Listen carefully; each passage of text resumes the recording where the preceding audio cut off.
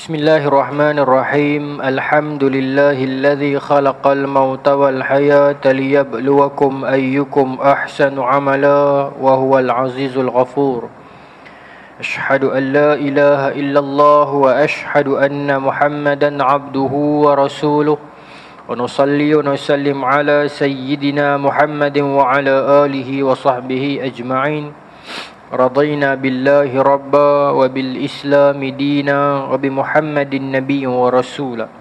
Tuan-tuan, puan-puan, muslimin, muslimat yang dirahmati Allah, Assalamualaikum warahmatullahi wabarakatuh. InsyaAllah tuan-tuan dan puan-puan, malam ni kita menyambung lagi pengajian kita, kitab Al-Hadar Al-Alamul Islami, karangan Dr. Taufiq Yusuf Al-Wa'i. Dan saya ingat ni dah hujung-hujung dah ni, no? Yang saya putus state tu sampai muka surat 113. Hari ni kita nak perhabis yang tu lah, no? Kita nak mula hari ni dalam muka surat 109 yang bawah sekali tu, Israel tumbang berhadapan dengan penentangan Lubnan. Saya kira malam ni tak banyak, lebih kepada orang kata apa, recap lah, kemenangan, kemudian recap. Kemudian kita tengok satu dua isu yang berlegar dalam satu topik ini, no? Kita dah cerita sebelum puasa berkenaan dengan Litani Operation, ya. Apa nama ni, pertempuran dekat sungai Litani di Lubnan. Kemudian orang-orang tentera-tentera Israel masuk mencari komander Lubnan yang mau duit, yang mau kekayaan. Maka dia dapat membeli orang begitu. Beberapa ketika Israel dapat menguasai Lubnan sebentar, tetapi akhirnya dia kalah. Dia kalah dan dia keluar. Jadi kita nak cerita yang tu lah malam ni, no? Baik. Sambil-sambil tu kita recap lah isu yang berkaitan. InsyaAllah 109 bawah sekali tu. Israel tumbang berhadapan penentangan Lubnan. No? Tanpa rundingan dan syarat, penentangan Islam yang berani dapat mengusir Israel dari selatan Lubnan. Tanpa rundingan dan syarat, penentangan Islam yang berani dapat mengusir Israel dari selatan Lubnan. Allah Subhanahu wa taala yang Maha benar ingin menunjukkan kepada kita kehinaan Israel dan kuncu-kuncunya, juga menjatuhkan keangkuhan Zionis yang mendakwa telah memberi kehinaan kepada Arab dan orang Islam. Ia hanya mengenakan kehinaan kepada para penguasa yang haprak dan tidak mewakili bangsanya. Israel telah dihalau oleh sekelompok anak-anak Islam. Saya sebelum saya main, saya akan baca dulu apa yang saya nak kuliah. Saya akan baca dulu. Sekali lalu kan nak ambil semangat, ambil semangat. Nak ambil, orang kata nak study lah senang. Bila baca yang ni kita rasa satu macam, tak tahulah. Dan benda tu dia bawa sampai sekarang. Sampai malam ni saya rasa dia jadi satu macam. Saya satu orang yang kalau tengok cerita sedih, saya susah nak teriak, orang lelaki, ya. Tapi kalau tengok cerita tu happy, cerita tu akhirnya kemenangan berlaku ke kan, yang seronok, saya mudah tersentuh. Saya jadi lagu tu. Bila tengok benda-benda yang susah kemudian dia menang, saya jadi tersentuh, saya tak boleh, no. Kalau hak sedih sungguh, kena tinggal ke apa, megah holding bankrupt ke apa ke, saya tak rasa sangat sedih ke mana pun. Jadi buat cerita apa, gaduh ke, anak yatim ke apa ke, rumah terbakar, tak rasa sangat. Tapi kalau cerita tu tentang kemenangan, saya tak boleh tahan. Pasal liku-liku perjuangan yang telah dilalui begitu lama. Perjuangan orang Israel untuk menduduki Baitul Maqdis daripada tahun 1897 lagi, 1896 sebelumnya lagi. Tapi Baitul Maqdis mereka duk menang lagi. Cuma sejak era itu mereka telah menguasai Arab dalam satu demi satu siri perang Arab Israel. Dan ya, kita menang dan kita kalah, dan beberapa kali kita dimalukan dan dihinakan oleh Israel. Kemudian berlaku 2-3 orang pemimpin kita yang berpaling tadah, berperang sesama kita, membentuk beberapa pakatan. Kita dah lalui semua tu dalam perbincangan kita di surau ini, ya. Dan malam ni kita nak cerita bila mana orang terakhir ataupun negara terakhir yang Israel cuba usik, yakni Lubnan, dalam era itu, maka menyaksikan Israel telah ditewaskan, Israel telah dimalukan. Allah telah menghukum keangkuhan Zionis yang mendakwa telah memberi kehinaan kepada Arab dan orang Islam. Ia hanya mengenakan kehinaan kepada para penguasa yang haprak dan yang tidak mewakili bangsanya. Kita dah cerita sebelum ni, ada beberapa orang tokoh komander mereka yang berpaling tadah menyokong Israel, termasuk di Lubnan. Yang akhirnya Israel telah dihalau oleh sekelompok anak-anak Islam. Itu satu ayat yang cukup power. Israel telah diusir oleh anak-anak Islam. Ini yang kita perlukan dalam kehidupan kita. Anak-anak muda kita, anak-anak Islam, anak-anak muda kita yang menjadi tunjang dan harapan bangsa pada masa depan. Nabi SAW ketika mana membawa Islam di bumi Mekah, kemudian berlaku datang beberapa orang daripada Yathrib yang mai jumpa Nabi.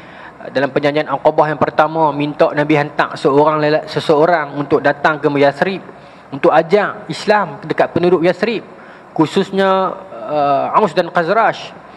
Maka ketika itu Nabi memilih seorang pemuda, umur dah 18 tahun tuan-tuan, bawah BSPM,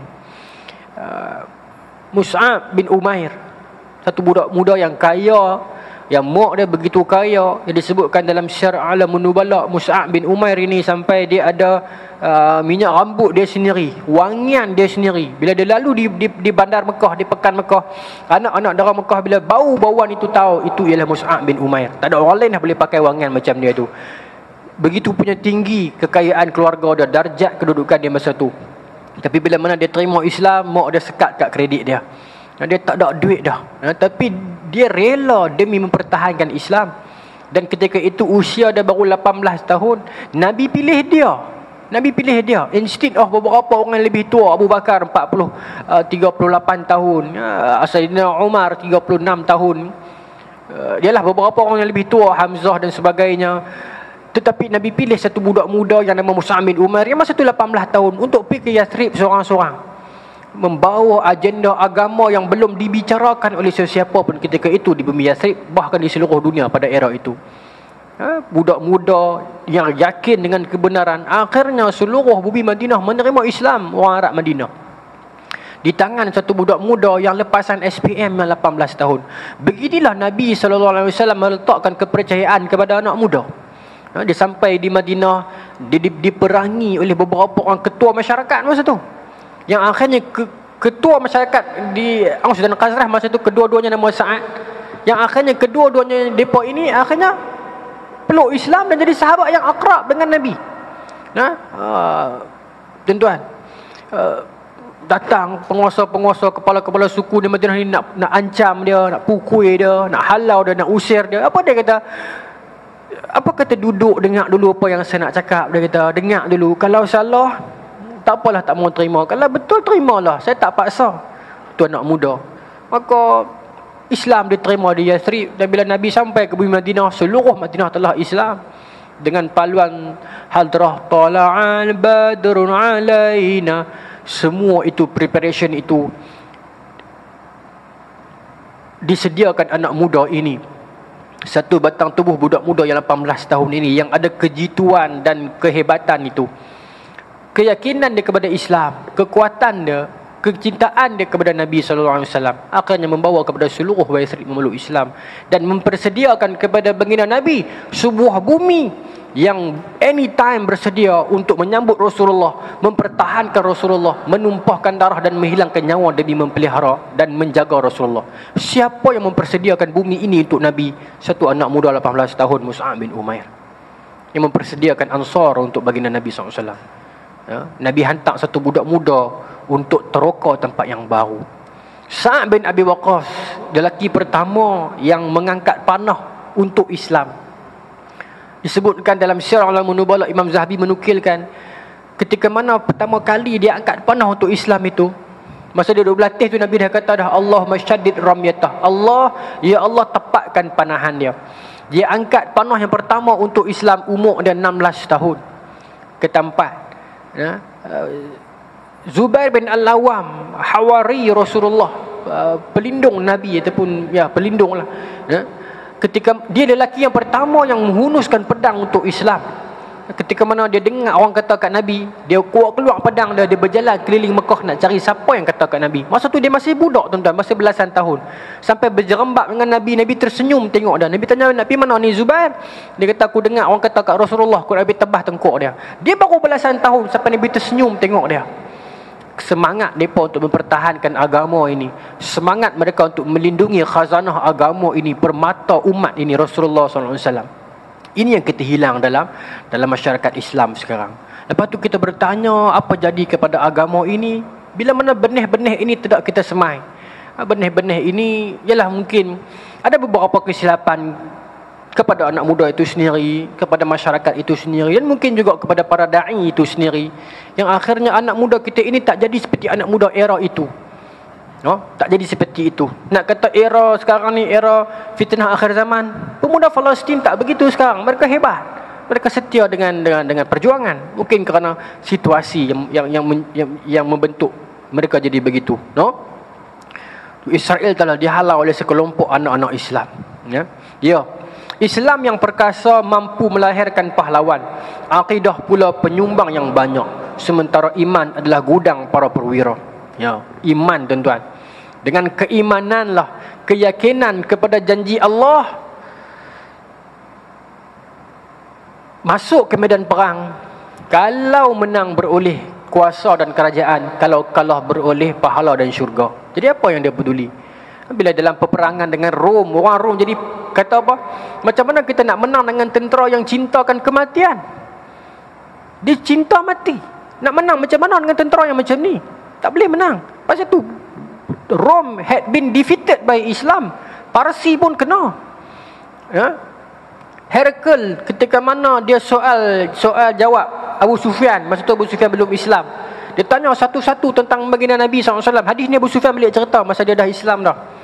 Akhirnya Herakl kata, orang ini, Muhammad ini satu hari nanti, apa yang dia bawa akan menguasai dunia ini. Sebab tu Nabi sebut dalam hadis, saya selalu ulang hadis ni di surau ni, innallaha zawali al-ard, Allah telah membentangkan kepada aku bumi, faraitu masyariqaha wa magharibaha, sampai aku dapat lihat timur dan barat bumi. Inna ummati sayablughu mulkuha ma zuwiya minha, dan sesungguhnya kekuasaan umat aku akan meliputi apa yang telah aku lihat. Setengah terjemahan dia kata Allah telah melipat bumi untuk aku sampai aku dapat tengok timur dan barat. Nak tahu kelebihan Nabi daripada hadis ni tuan-tuan, Zulkarnain, raja dunia yang hebat, mengembara ke timur dan barat dunia, menundukkan penduduk antara keduanya. Sebab tu disebut Zulkarnain, pemilik dua tanduk. Dia kena pergi di timur dan barat dunia. Hebatnya dia tu, menundukkan orang dalam perjalanan dia. Ahli-ahli yang ikut dia tu, ada ulama, ada farmasis, ada engineer, ada accountant, semua ahli-ahli pakar linguistik, semua ikut dia. Hebatnya dia tu, pi ke timur dia tawan, pi ke barat dia tawan. Dia berjaya pi dua penjuru dunia. Tetapi baginda Nabi SAW, Nabi kita, Allah bokmai dua penjuru itu untuk baginda. Sampai tahu tu. Ini kelebihan Rasulullah SAW. Above, superior than others, lebih daripada segala-galanya. Sebab tu kata Nabi SAW,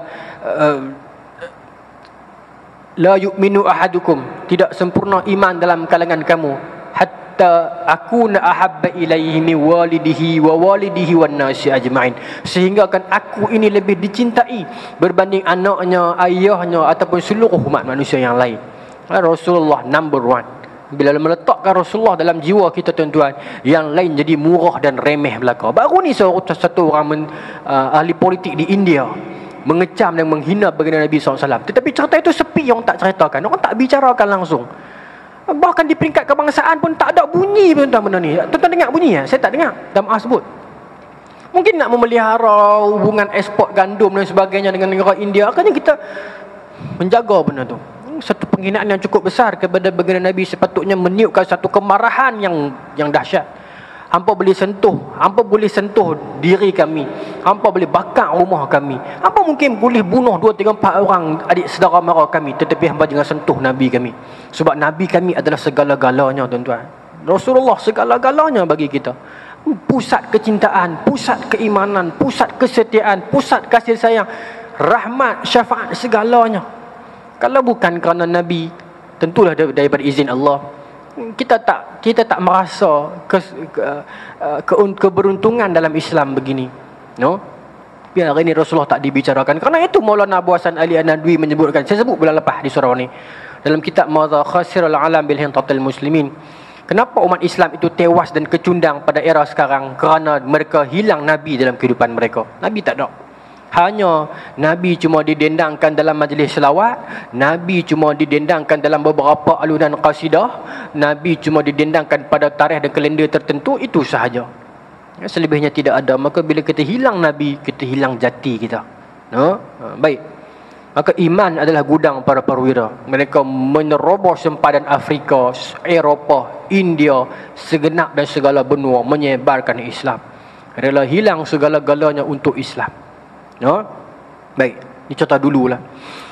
Kegembiraan yang dikecapi Lubnan hari ini menyaksikan kubu musuh runtuh satu persatu dan militan yang menjadi tali barutnya menyerahkan kawasan, senjata dan mencampak diri ke alam yang tidak ketahuan.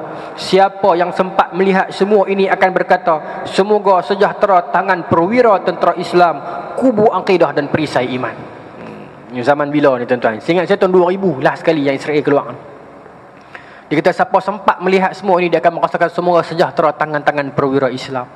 Oh, jasa mereka cukup besar. Kalau dia tak berlayar daripada Jaziratul Arab, pergi ke Afrika, pergi ke benua India, sampai ke tanah Melayu ini, kalau tidak ada tangan-tangan itu, tidak ada kudrat itu, tidak ada kesungguhan dan keyakinan itu untuk sampai, tak terima Islam kita di sini tuan-tuan.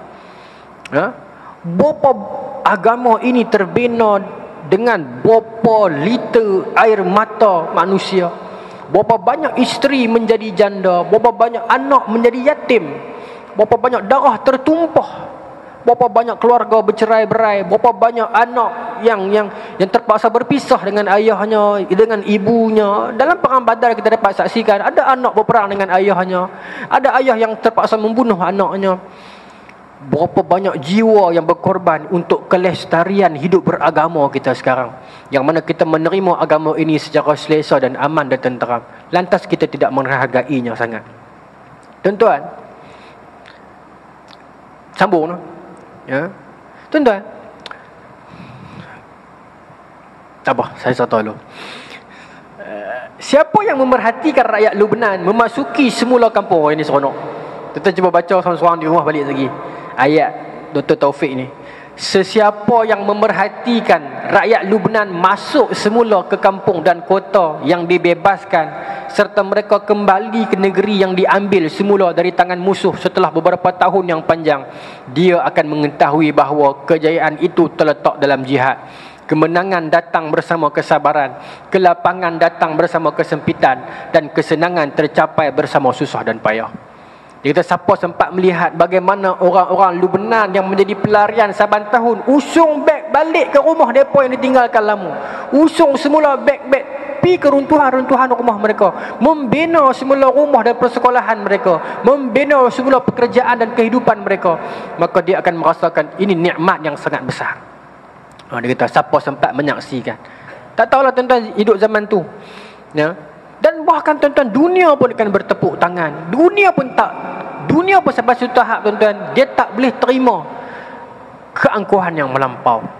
Nah, walaupun dia bukan Islam. Sebab tu hari ni di Eropah ramai yang sokong Islam, sokong Palestin. Pasal dunia pun tak boleh terima tuan-tuan. Kemanusiaan itu ada. Jadi saya nak cerita contoh ni. Anak Nabi SAW, Zainab bintu Muhammad. Anak Nabi lah. Zainab ni anak sulung Nabi. Anak Nabi hak mula sekali. Zainab tuan-tuan, saya cerita pasal Zainab ni detail lah di Pajak Song bulan lepas. Di YouTube masih ada. Tapi Zainab ni, kita kurang bicarakan tentang dia pasal dia hidup banyak tak sama dengan Nabi. Dia lama sebelum Nabi jadi Rasul.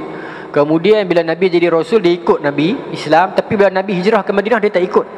Dia duduk dengan laki dia. Laki dia nama Abul As. Laki dia ni tak terima Islam, no? Tapi laki dia ni baik. Nabi puji laki dia. Tapi masa tu belum turun ayat agar dipisahkan antara Islam dan bukan Islam. Maka dia halal duduk dengan laki dia. Laki dia bukan Islam, dia Islam. Dia stay di Mekah. Bila perang Badar berlangsung, laki dia pergi lawan, laki dia kena tawanan. Maka Nabi buka offer Siapa yang nak mai tebus. Zainab ni tak ada duit dah. Tuan-tuan bayangkan Zainab, seorang wanita ini, pertempuran Badar itu, di mana dia nak letakkan hati dia? Di belah sini suami yang dia sayang, di sebelah sana ayah yang dia cinta. Di mana dia nak letak jiwa dia, tuan-tuan? Kalau dikatakan Islam, Rasulullah hidup, dia seronok takut suami dia meninggal. Kalau kata suami dia hidup, dia takut bapa dia pergi. Di mana dia nak letak hati dan jiwa dia? Tapi istiqamah dia, tawakal dia kepada Allah, kebergantungan dia kepada Allah hebat, tuan-tuan. Ini wanita yang patut kita bicarakan. Ini kurang dibicarakan Zainab ni sebenarnya ni. Tapi saya bukan nak cerita yang tu, saya nak cerita pasal sentimen tadi ni, saat gini. Sentimen yang saya kata, orang bukan Islam pun sampai satu tahap, kalau melampau sangat, dia pun akan marah. Walaupun dia bukan Islam. Saya nak cerita yang tu, poin saya. Dengan cerita Zainab ni lah. Betul-betul dalam perang Badar, bila lelaki dia ketahuan, dia nak bawa pi apa pun tak ada, nak tebus lelaki dia. Maka dia bawa pi satu dalam, ni kata necklace, macam rantai ataupun ada kata cincin, ataupun barang-barang Siti Khadijah. Pi bagi, pas kat orang untuk dia pergi tebus lelaki dia. Bila barang tu sampai dekat Nabi, Nabi kenal lah barang bini Nabi, Siti Khadijah punya. Menangis Rasulullah kan. Maka Rasulullah minta pandangan para sahabat, macam mana ni? Ini Zainab hantar untuk tebus Abul As ni, menantu Nabi jugalah, bukan Islam. Tapi dia tak ada apa dah, dia tinggal yang ni saja. Tapi kalau hampa setuju, tak apalah, kita ambil. Tapi kalau hampa okey, aku ingat nak bagi balik lah barang ni. Pasal ni barang isteri Nabi, satu-satunya yang tinggal yang berharga. Tapi kita letak syarat lah dekat dia, agar Zainab ni main Madinah. Maka Nabi sebut dalam hadis itu, yang jadi hadis tu Nabi kata, jangan risau, Abul As ni orang yang aku percaya, dia amanah. Maksud tu dia bukan Islam. Nabi puji dia dah. Dia memang baik, dia memang amanah, cuma dia tak terima Islam. Tuan tahu kenapa dia tak terima Islam? Saya cerita lagi. Pasal dia pergi menjaga. Dia pergi menjaga di luar masa Nabi mula-mula dapat kerasulan tu. Bila dia balik, Zainab dia beritahu dekat dia, abang, bapa kita Rasul akhir zaman, cik dah masuk Islam lah, jom lah bang. Dia terasa hak tu. Pasal tak tunggu dia dulu. Padahal dia baik. Dia baik. Orang lelaki jangan main makan tak tunggu dia. Tuan-tuan, tinok depan TV yo. Orang jangan main. Dia terasa hak tu. Dia terima Islam, tu dia orang baik. Akhirnya dia terima. Tak apalah. Masa ni dia tak terima lagi, tuan. Nabi letak syarat, Abul As hang boleh balik Madinah, Mekah bebas, tetapi syarat je, turun dah ayat Quran yang kena pisah. Jadi anak aku, isteri hang tu kena bawa mai ke Madinah. Tuan apa nak jadi? Di Mekah, Zainab tak tahu apa-apa ni, duk tunggu lelaki dia balik. Dan masa tu tuan-tuan kena duduk di Mekah. Tuan-tuan faham tak sentimen masa tu? Di Mekah orang tengah bengang dekat Nabi ni, betul tak? Pasal di Mekah dia kalah perang Badar. Dia kalah. Dia geram kat Rasulullah, dia geram kat orang Islam. Ada bapak depa mati, adik-adik depa mati, Abu Jahal mati. Depa tengah geram kat orang Islam. Tiba-tiba Abul As nak balik, nak bagi tahu kat depa Zainab kena pi kat orang Islam. Apa depa nak buat? Tuan-tuan masa tu, tekanan cukup dahsyat yang Zainab tanggung ni. Lepas tu tuan-tuan, depa sekat perjalanan Zainab. Depa sekat. Nak usaha bagi Zainab jangan pergi Madinah, sebab kalau pergi kena. Masa tu Nabi hantar special brand, Zaid bin Harithah dengan seorang sahabat lain masuk ke Mekah sengat-sengat untuk pergi parti, untuk jaga kebajikan Zainab daripada jauh. Sebelum Nabi hantar tu, adik kepada Abul As ni, saya tak ingat nama, dialah yang sediakan unta apa semua ni. Disebut dalam hadis kata Haudaj. Haudaj ni macam kungfu Cina tu, yang duduk atas. Tuan-tuan yang puteri duduk dalam tu duduk atas kuda macam tu, Haudaj. Duduk dalam tu, ada yang kata bukan yang tu, kerusi saja, tak apalah, tapi atas unta. Tuan-tuan, ibu-ibu, masa tu Zainab mengandung, tuan-tuan. Sarat ke? Tapi mengandung. Zainab mengandung, perut naik dah. Tuan-tuan, kita pergi Mekah, Madinah. Daripada Madinah kita umrah, pergi Mekah berapa jam naik bas? 5 jam. Bagaimana naik unta seorang-seorang mengandung dalam keadaan musuh duk buru ni? Dalam hadis sebut, dalam riwayat sebut, ada 2 orang lelaki. Seorang nama Hubar bin Aswad. Hubar bin hitam, Aswad tu hitam. Hubar ni ligan unta Zainab ni sambil cucuk kok belakang ni.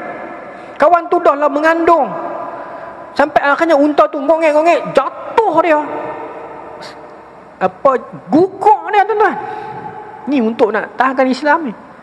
Allah, Zainab guguk dia. Lepas tu cerita ni sampai dekat orang Mekah, dia pergi ambil dia. Masa tu ketua di Mekah Abu Sufyan lah, sebab Abu Jahal dah mati dah. Abu Sufyan pula ada kena mengenal sikit lagu mana tak tahu. Bawa Zainab ni pergi letak rumah bini dia, Hindun. Hindun jahat dah masa ni, jahat lah. Masa mula-mula Zainab sampai ni dengan darah berlumuran apa ni, gugur kan, Hindun kata kat dia, hadza bisababi abiki, ini semua sebab bapak hang. Kalau bukan kerana bapak hang, tak jadi macam ni. Marah. Tapi bila dia tengok keringat Zainab, setia daripada suami dia, cinta daripada agama dia, pada ayah dia seorang-seorang, dia kena buru dengan lelaki yang kurang ajar, mengandung isteri ini, ibu ini seorang-seorang, dia hampa gamuk berjatuh daripada atas unta sampai gugur kandungan dia. Maka Hindun kata, afi silmi a'yaran jafa'an wa ghilzah wa fi harbi ashbahun nisa'ul awarik. Apa punya manusia, dia kata kat orang kafir kan, masa tengah-tengah aman damai, hang nak jadi panglima, nak jadi anjing, nak jadi, sebut baru tak apa dah, bukan saya kata, dalam tu kata kurang ajak sampai tahu-tahu ni tak fikir orang. Tetapi wa fi harbi ashbahun nisaul awarik, tetapi masa perang hampa jadi macam perempuan haid ni. Dia kata kat dua orang tadi ni hubar ni. Maknanya dia kafir Indo ni masa ni. Dia marah orang kafir juga. Pasal apa hampa ni? Walaupun dia Islam, tetapi perangilah dia pada masanya. Dia tengah mengandung syarat. Nah, hampa masa perang, berperang, hampa masa aman, punya panglima ni nak katuk orang ni, nak punya korang aja. Tetapi wa fi harbi ashbahun nisaul amarik, tetapi bila main perang Badar, hampa lawan macam pondan, macam perempuan yang kena haid. Hindun kata, Hindun marah kat dua orang ni. Maknanya apa tuan-tuan? Walaupun Hindun masa tu belum Islam, tu saya kata kezaliman yang melampau, ketidakadilan, tak tahu nak habaq ayat dia apa, orang biasa pun tak boleh terima benda ni, tuan-tuan, betul tak? Pasal tu sokongan dunia kita dapat untuk Palestin sekarang, meskipun dia tu bukan Islam. Pasal kita ada human sense, kita ada kemanusiaan dalam diri dan jiwa kita. Kalau orang tu benar-benar menilai baik dan buruk sesuatu dengan neraca keadilan, meskipun dia bukan Islam, dia akan nampak siapa yang betul, siapa yang salah. Kebenaran pasti akan menang, tuan-tuan. Percayalah, kebenaran pasti akan menang. Malam ni dia sentimental sikit, no? Tuan-tuan tahu tak, jubah yang saya pakai ni adalah jubah saya pakai masa malam pertama sama kat tuan-tuan dulu. Saya pilih jubah ni 2015. Apa maknanya? Maknanya satu malam ni lah dah tuan-tuan, tak ada orang bulan depan. Lepas tu kita mesyuarat lah balik. Saya ingat tak ada orang kot, habis dah kitab kita ni. Saya minta izin pergi tempat lain, ataupun kalau tuan-tuan rasa kita nak buat benda lain, tengoklah, tapi bulan depan tak ada. Ni habis dah kita malam ni. Lepas tu sempena tu saya pakai jubah ni tadi, tu saya sentimental sikit. Saya ceramah dengan tuan-tuan daripada saya bujang kan, 2015, dah anak 2022, 7 tahun. Apa makna kedua saya pakai jubah ni, tuan-tuan? Nak abang kata badan saya tak naik 7 tahun dah boleh pakai lagi jubah ni. Badan tak naik. Setengah orang dia seronok badan tak naik, setengah orang dia sedih. Saya antara orang yang sedih badan tak naik. Saya kurus, badan tak naik. Tapi boleh pakai lagi, alhamdulillah.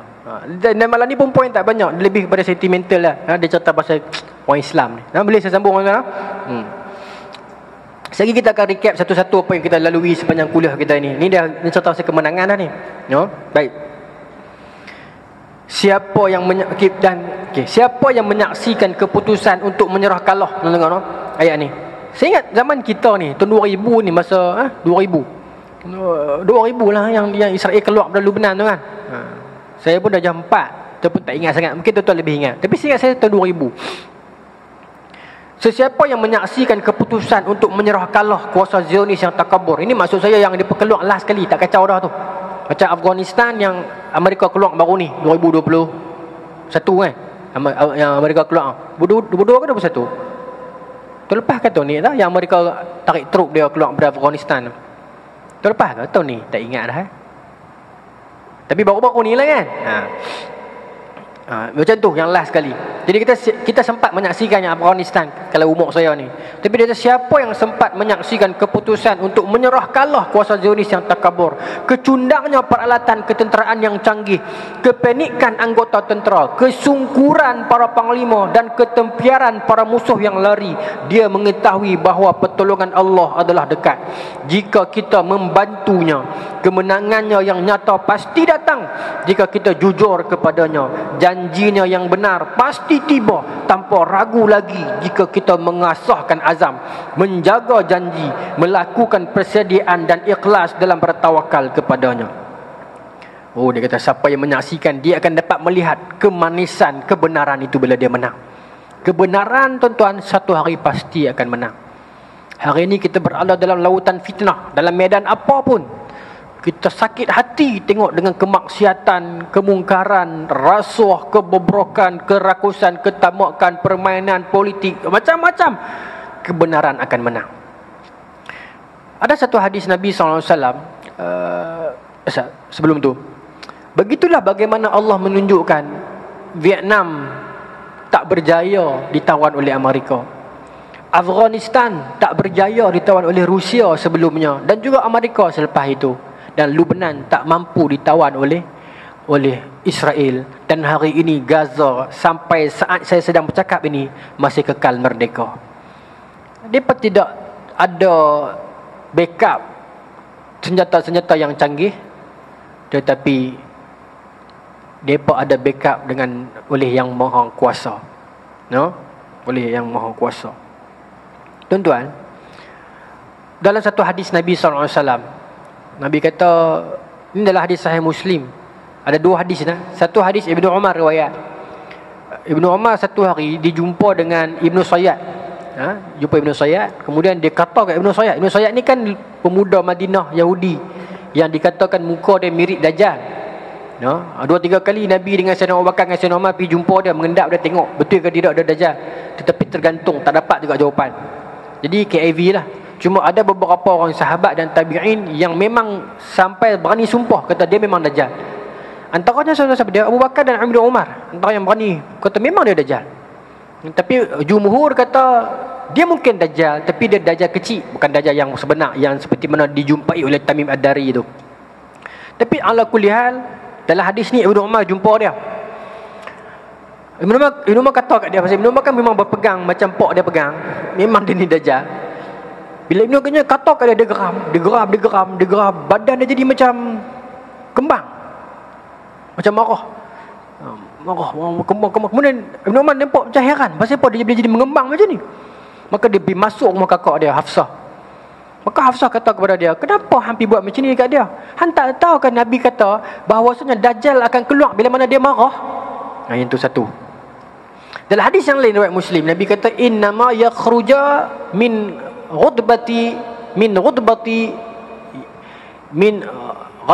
ghadabani marah min ghudbati yaghdibuha, innama yakhruja min ghudbati yaghdibuha. Kata Nabi, Dajjal itu akan keluar dengan kemarahan yang menyebabkan dia marah. Ulama bincang hari ni tuan-tuan, sampai sekarang tak selesai lagi perbincangan ini. Yang kita duk faham, Dajjal akan keluar di saat apa? Berlaku kemusnahan, kehancuran, fitnah, betul tak? Itu pun hadis yang kuat dalam Sunan Nabi Daud, dalam Tirmizi, Bukhari, Muslim dan sebagainya. Tapi hadis ni juga sahih riwayat Imam Muslim, yang mana Dajjal akan keluar dengan kemarahan. Jadi ulama bincang, adakah mutarib, adakah hadis ni kedua-duanya sahih tapi macam bertentangan. Bila kemaksiatan memuncak, fitnah apa semua ni merapu semua ni, Dajjal akan keluar. Satu lagi Dajjal akan keluar masa dia marah, kemarahan dia yang menyebabkan dia keluar. Innama yakhruja min ghudbati yaghdibuha. Dia akan keluar dengan kemarahan yang sesuatu kemarahan yang menyebabkan dia marah. Jadi dalam mengharmonikan hadis ini, dia keluar, memang era dia keluar zaman kekacauan itu, tetapi di celahan kekacauan itu ada sesuatu yang buat dia marah. Sebab tu saya fikir isu Gaza ni mungkin sampai bila pun Israel takkan dapat Gaza, dan kita akan makin kuat. Kita makin kuat itu bukan tanda lambat lagi kiamat, itu tanda cepat dia nak keluar. Kalau hadis ni seperti mana makna, seperti mana dia fahami dalam geopolitik sekarang. Jangan faham maksud saya. Maksudnya kalaulah hadis ni betul, hadis Sahih Muslim, cuma ulama di dalam menafsirkan makna hadis ni berbeza-beza. Kebanyakan tawakuf, pasal takut salah menafsirkan. Tapi jelas dia marah. Dua hadis, satu Ibnu Umar tadi, satu yang ni. Maka saya baca dalam syarah, dalam beberapa syarah mengatakan kemungkinan ada kemenangan ataupun sesuatu yang jemaah Islam ni buat.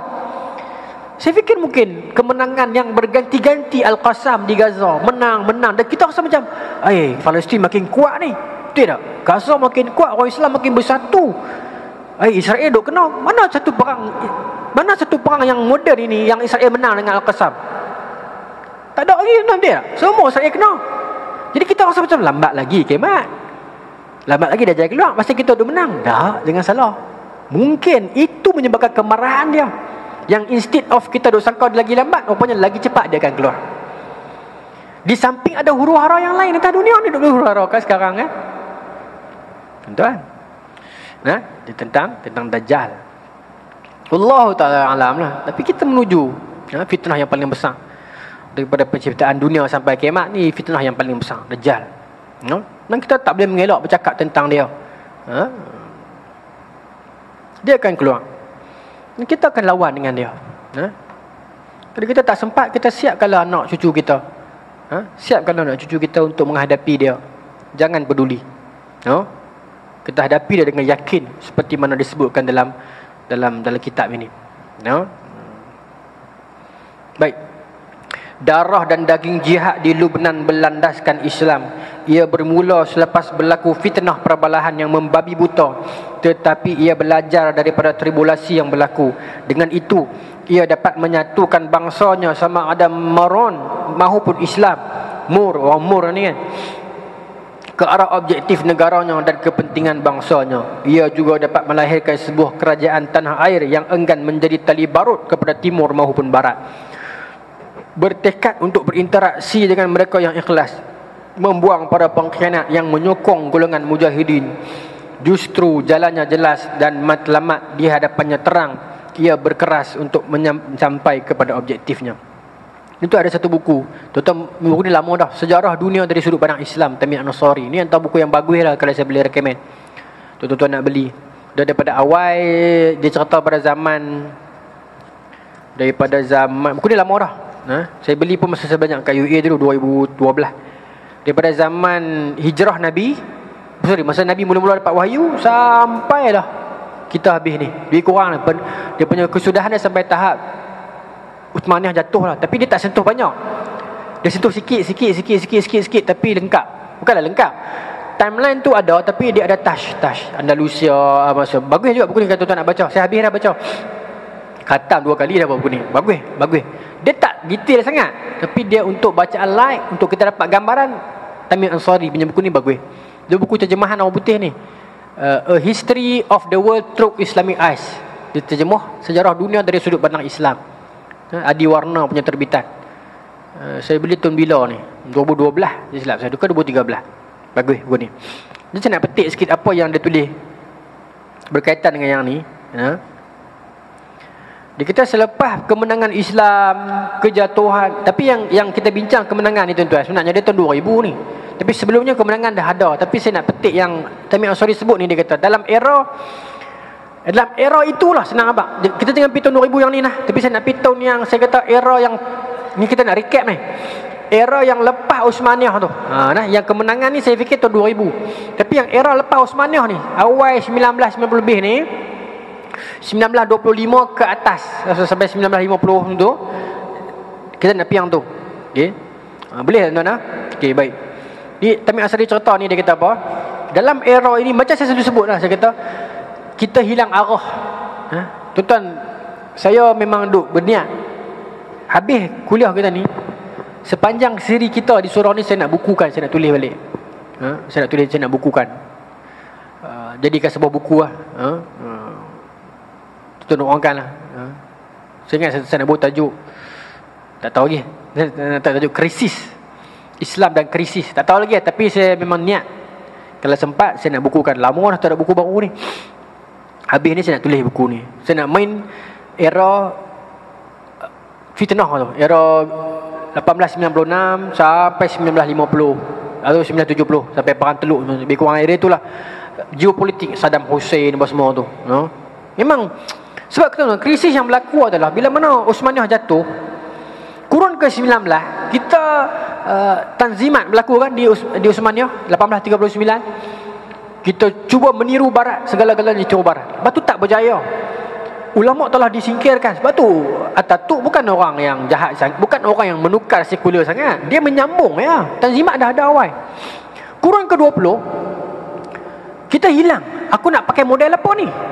Kurun ke-20 orang Islam nak pakai model apa ni? Okey, lepas tu pula Osmaniyah pun dah jatuh. Sekular naik. Tu yang sekular naik, apa nama ni, Parti Ba'as, Michael Aflaq kan. Lepas tu Amanullah di Afghanistan, Muhammad Ali Jinnah di Pakistan, apa nama ni lagi, era-era tu Jamal Abdul Nasir kemudian sikit ya, tapi era 1950-an, tapi dia dah ada masa tu. Mula pergerakan sekular ni mula naik. Lepas tu dia main revolusi kaum muda zaman-zaman apa nama ni, Hasan al-Banna, Syekh Qutb al-Afghani, di era-era tu lah. Tapi kita hilang punca dan arah. Tu saya ingat saya nak buat tagline kat buku saya tu.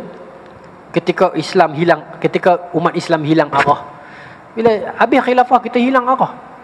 Baik.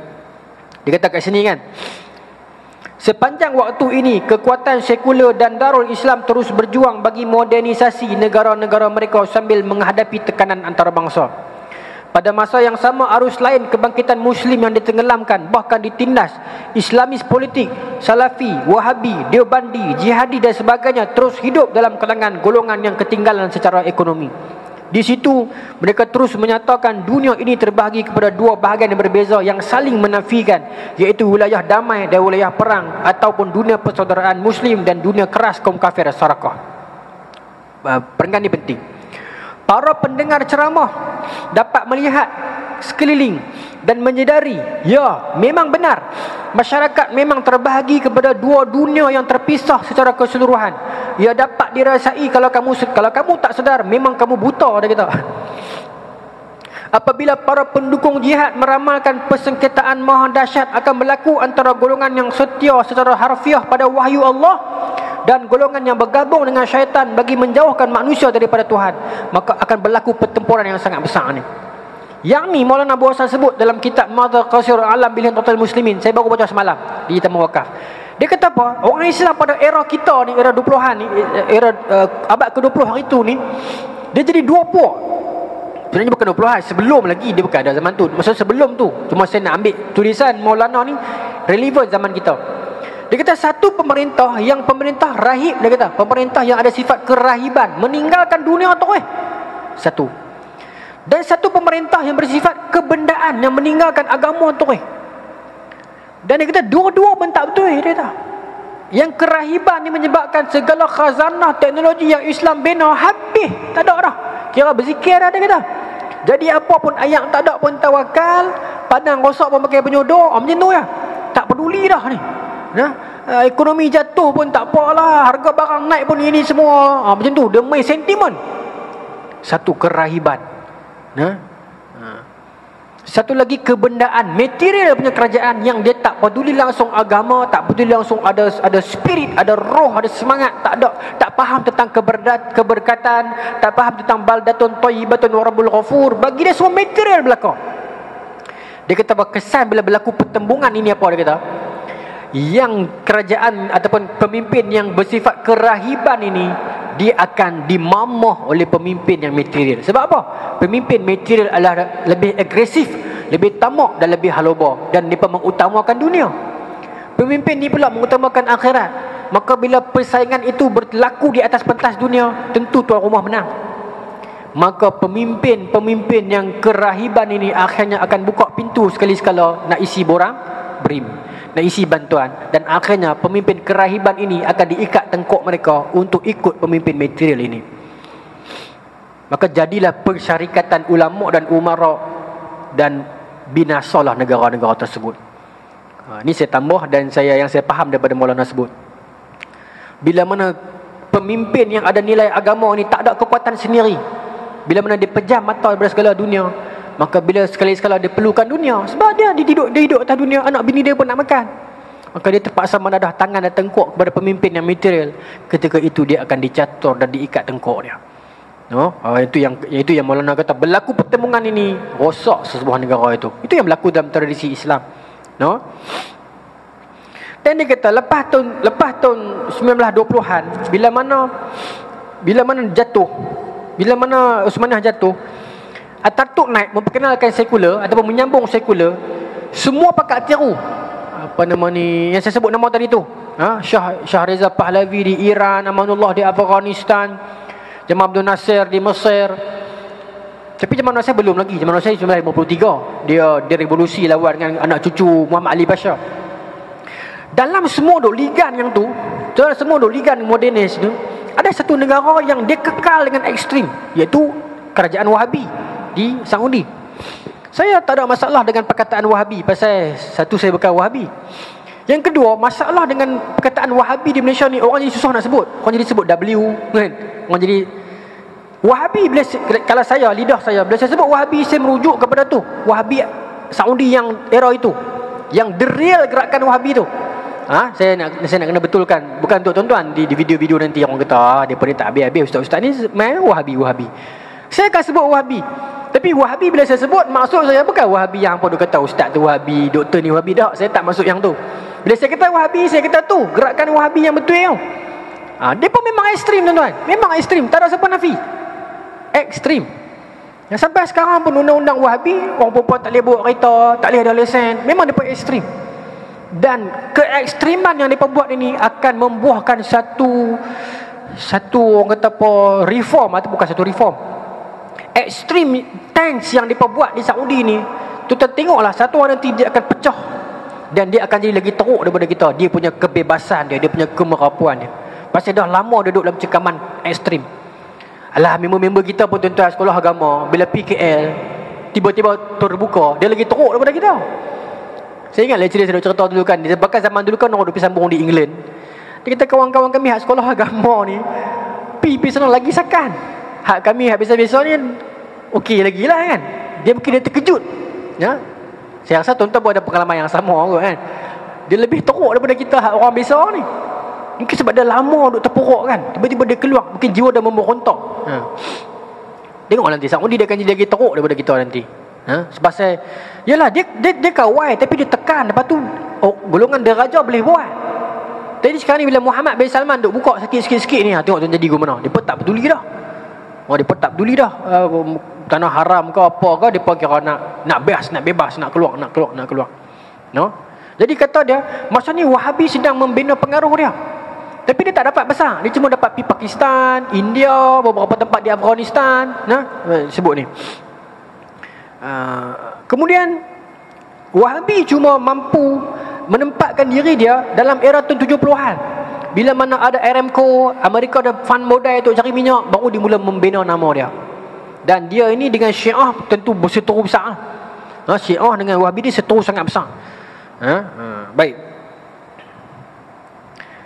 Jadi dalam era ini tuan-tuan, pasca 24 sampai tahun 70-an ni, satu demi satu nasionalis, modernis dijatuhkan.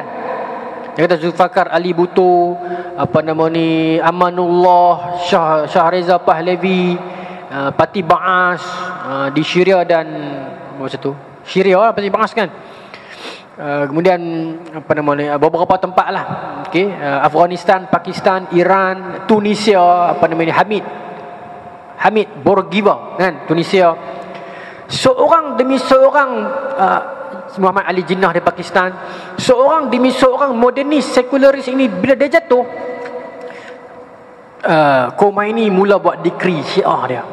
Mereka mula mempopularkan semula walayatul faqih. Dan ini ada tak? Itu kepemimpinan seorang faqih. Saya tak ingat ada tak ada. Tapi dia mula punya sentimen agama. Dia mula mengatakan kata-kata dia tak boleh dipersoalkan, sebab dia ialah kepemimpinan wilayatul faqih, yang mana dia ni menerima kepemimpinan daripada imam yang ghaib. So kata-kata dia ibarat wahyu. Sebab tu ada konsep walak di masa tu wilayatul faqih tu walak yang tak boleh dipertikaikan langsung. Dia mustahil salah meskipun dia salah. Itu Syiah di Iran kuat masa tu tuan, kuat.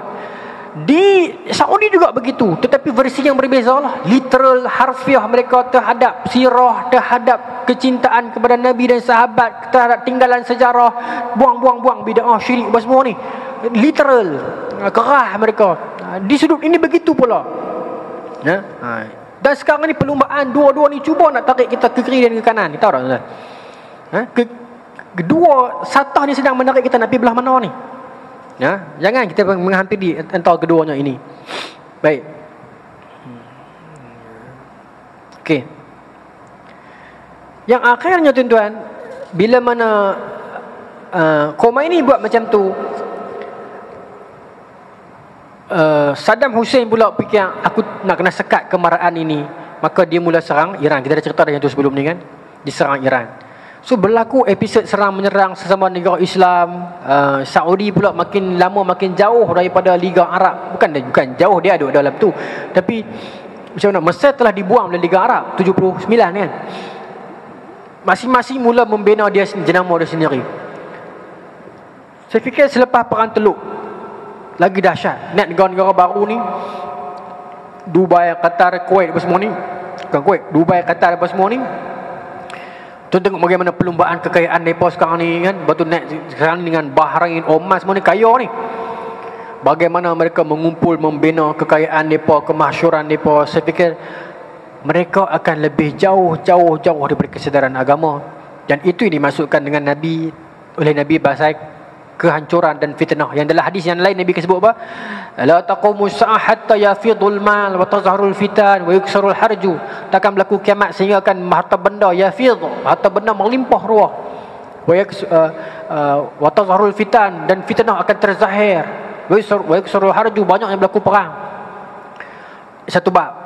Dan satu bab yang lain, di celah benua yang lain ada kelompok yang setia mempertahankan agama macam Al-Qassam. Mungkin di Malaysia ada beberapa jemaah. Mungkin tuan-tuan orang masjid masih setia dengan masjid, masih bangun malam qiyamul lail, masih ada. Maka saya fikir hadis Nabi kedua-duanya tak salah dan tak bertentangan antara satu sama lain.